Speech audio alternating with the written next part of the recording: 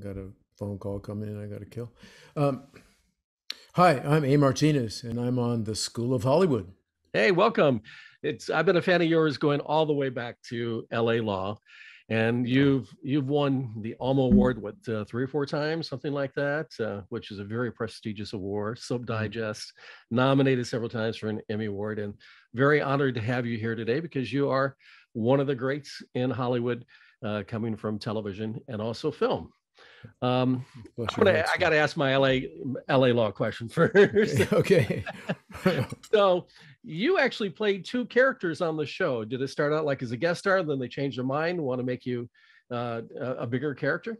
Yes, exactly. I played a character who was a childhood pal of Jimmy Smith's character, and I had gone down the wrong path, and I was basically about to be put to death in the gas chamber. And reached out to him to try to help me. And of course, there was no help to be had because I was guilty. And it was an amazing experience. I, I I don't think I've ever been in a situation guesting on a TV show where I was given so much nourishment, so much opportunity to work with. They sent me a short story by Jean-Paul Sartre about the last night in the lives of three prisoners who were condemned.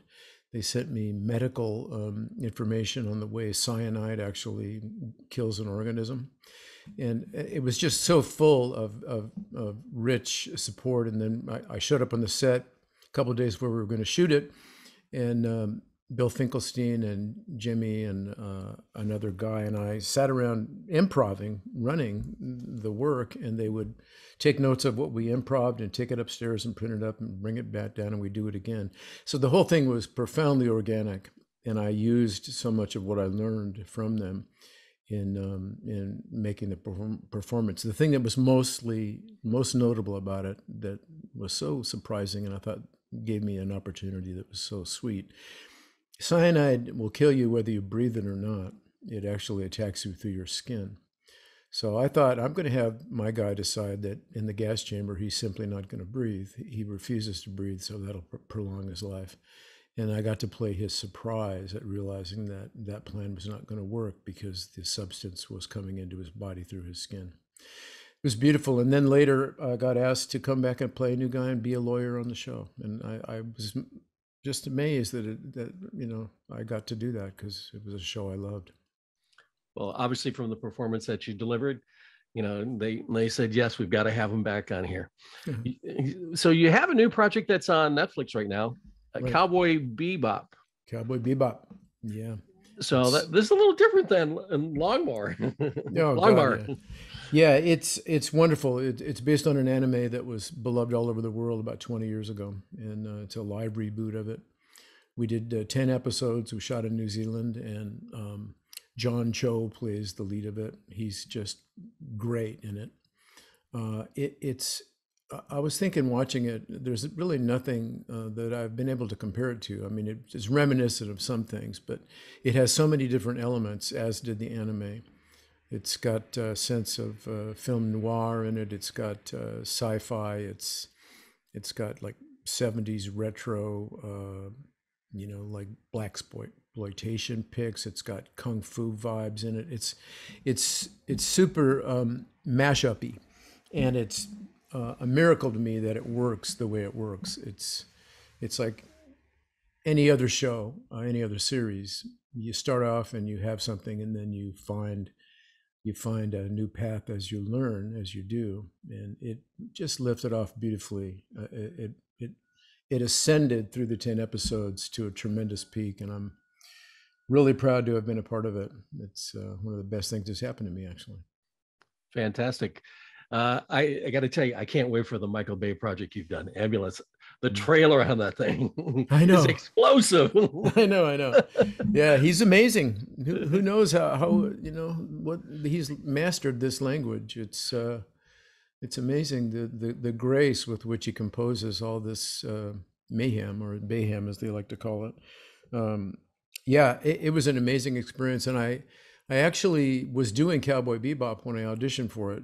These days, of course, that's the norm. Actors audition, put themselves. They do their own auditions. Yeah. So The good news is about that you get to do it just the way you wanted. You're not driving home on the freeway after being in the room and going, "Oh, I wish I would have. Only I would have thought of doing that."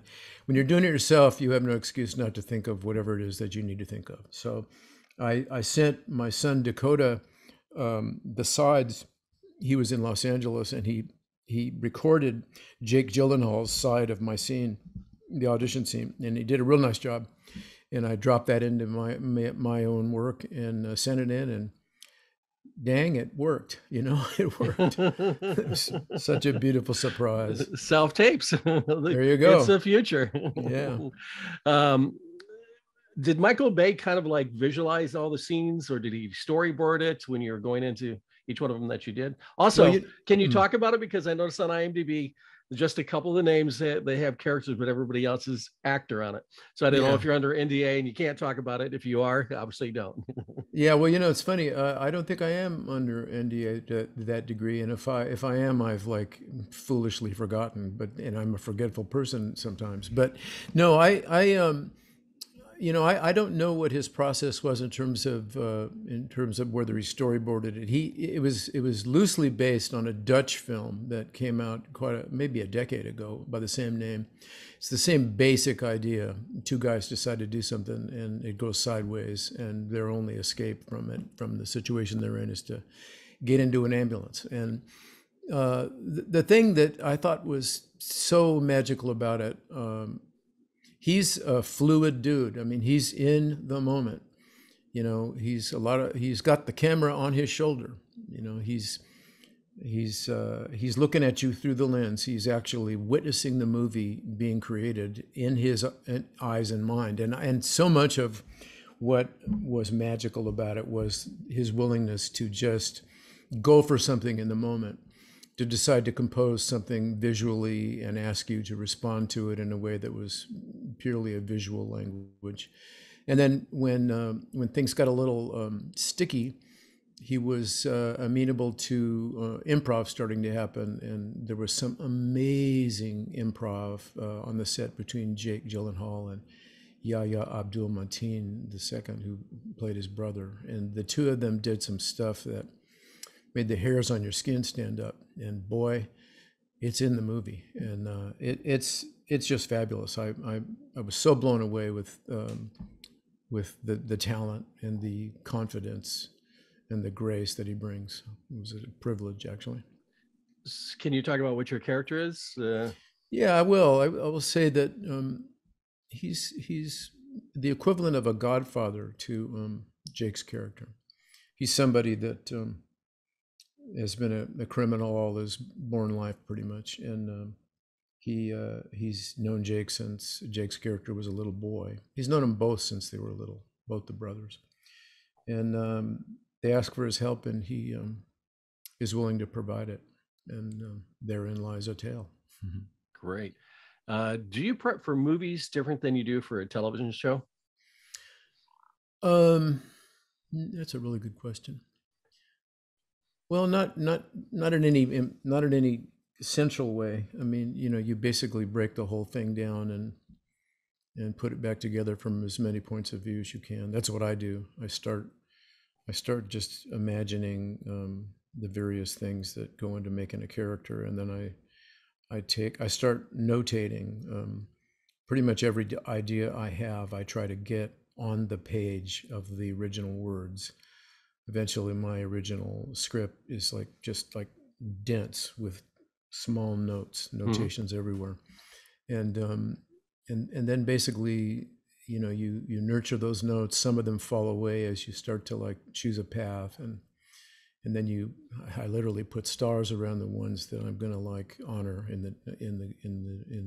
on the day. And then when you get there, and you start to do it with the other actors, and you're in the real space, you learn more, and something else takes over. It's never what you planned exactly, but you have to have been prepared to a really profound degree to feel comfortable, to feel the challenges that'll come that you couldn't have anticipated. It's a wonderful process. You're also on an Amazon series called The Bay. How do you manage to stay this active from one show to another show?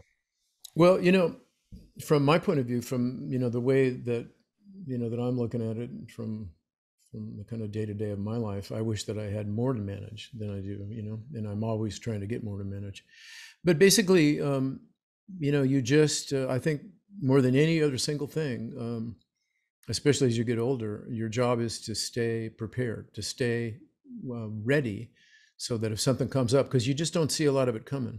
I mean, I'm not the kind of guy that can book a lot of things in advance. I'm not fielding it like a giant slew of offers and choosing among projects. I'm waiting for things to come and trying to get them, and I'm auditioning a lot. And I understand that your job is to stay ready, and that's sort of the task of it. That's at the core of the spirit of it, is to stay ready, to, like, on all levels, maintain yourself in as close to perfectly ready as you possibly can. And of course, that has benefits in your regular life, because it forces you to take care of yourself on a level that otherwise would not be necessary.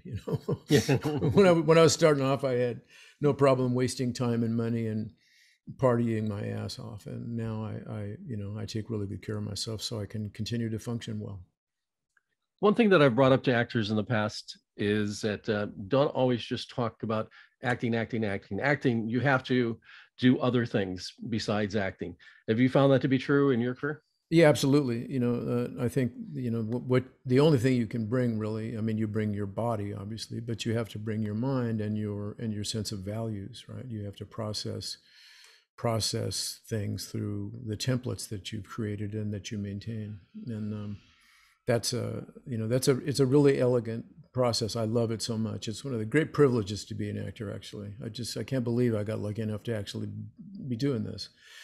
But yeah, you got to do exactly that. You got to bring your real life. You have to live a life and bring that to the table.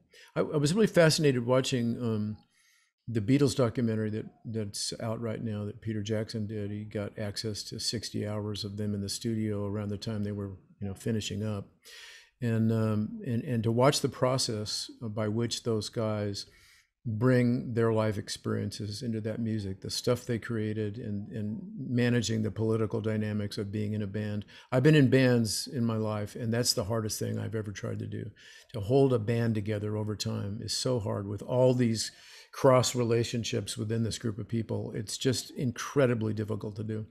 And that they did it as long as they did, at the level they did, and the scrutiny they were under, you realize that they could not have done it except for the fact that they were people who were living extraordinary lives, and they brought those lives into the creative process.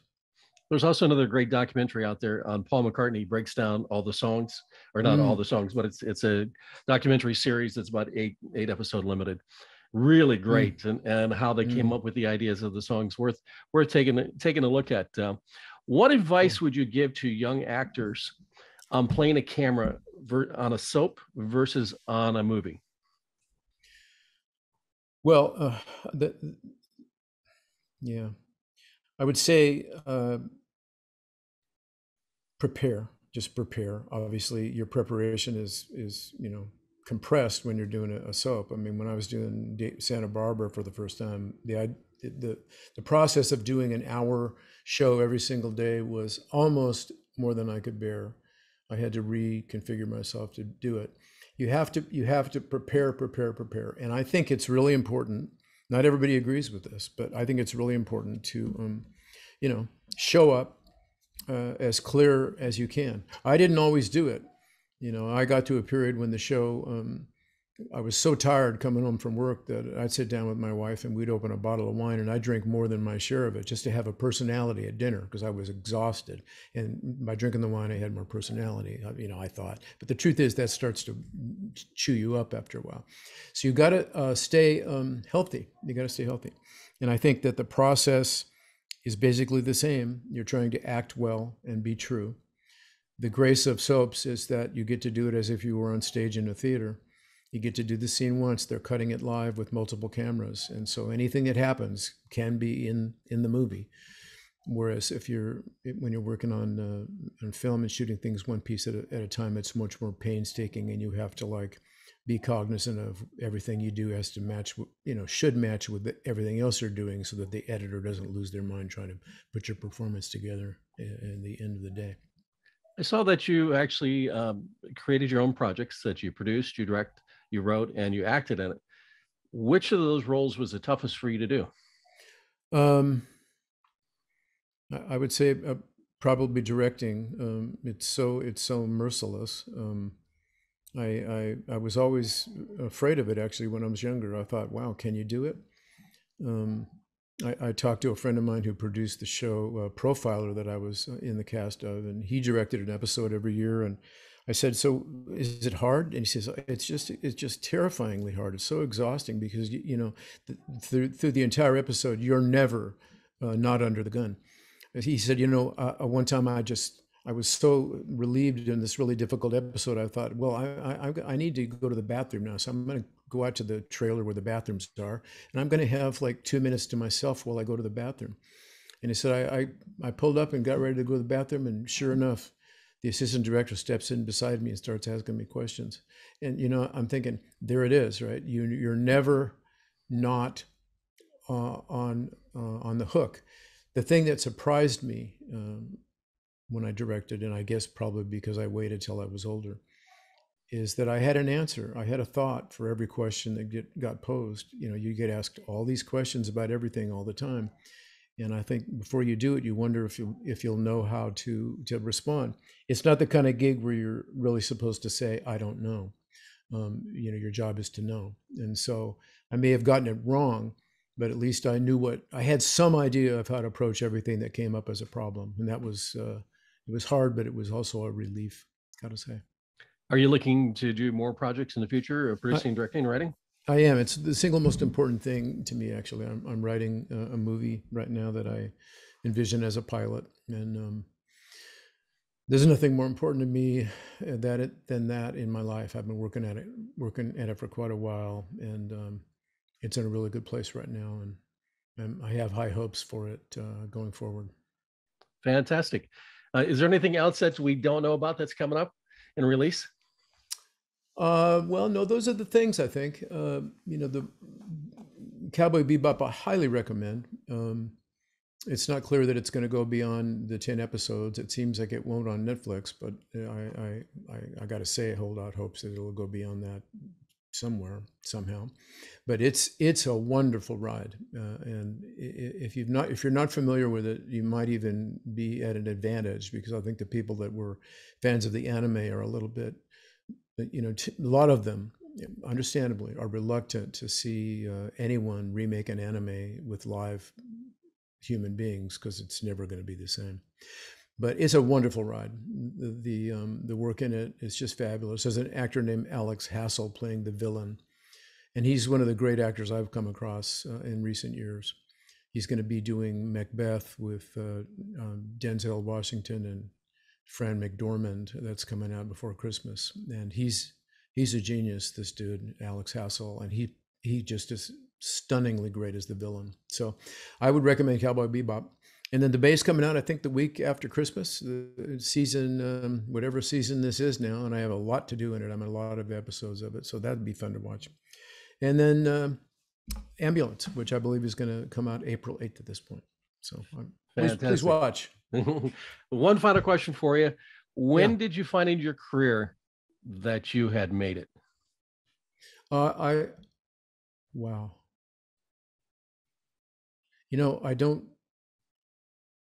I don't carry that, but it's irrational. But because I've been doing it for so long, that of course you can say that I made it, because I've survived up till now.